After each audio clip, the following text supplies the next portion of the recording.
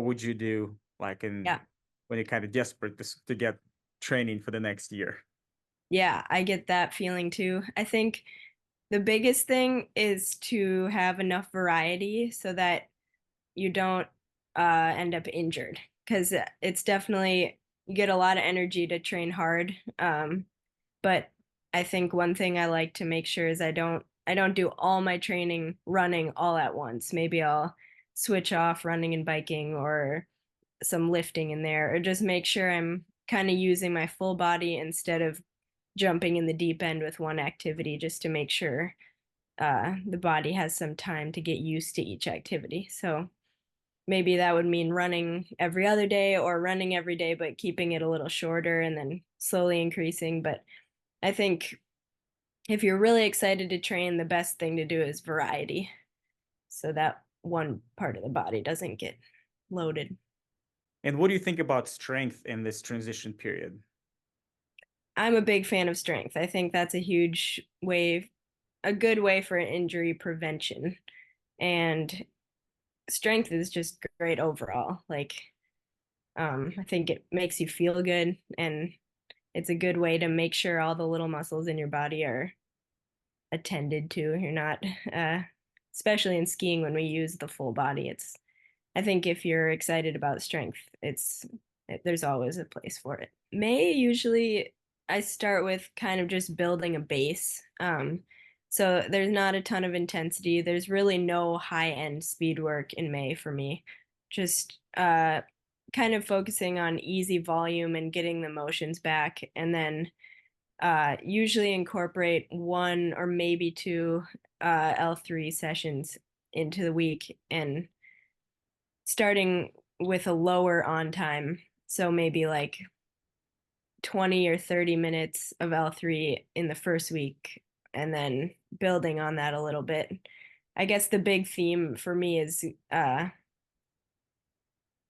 gradually incorporating different things. So yeah, it's tempting to get really excited and, do everything right at the beginning, but it's a long year, and I think consistency is huge. And so doing things in, bite size portions.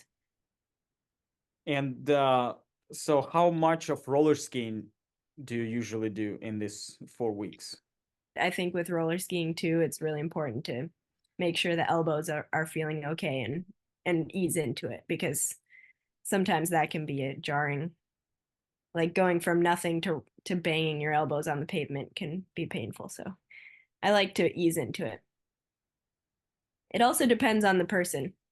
Some people benefit more from more roller skiing if they need more comfort on skis, and some people might benefit more from more running if they feel like fitness is a big thing to address. So And can be what's a the combination of your classic versus skate roller skiing? Are you trying to make it 50-50, or you pay more attention to classic or skate? I try to make it 50-50. Um, yeah, I pretty much try to do that through skiing and roller skiing, but I have heard different philosophies on that, but I try to do 50-50. And And with the classic, maybe more of a double pole focus. Yeah. so that's kind of my was next question. How often do you start incorporate specific strength in the roller skis right away or late in the season?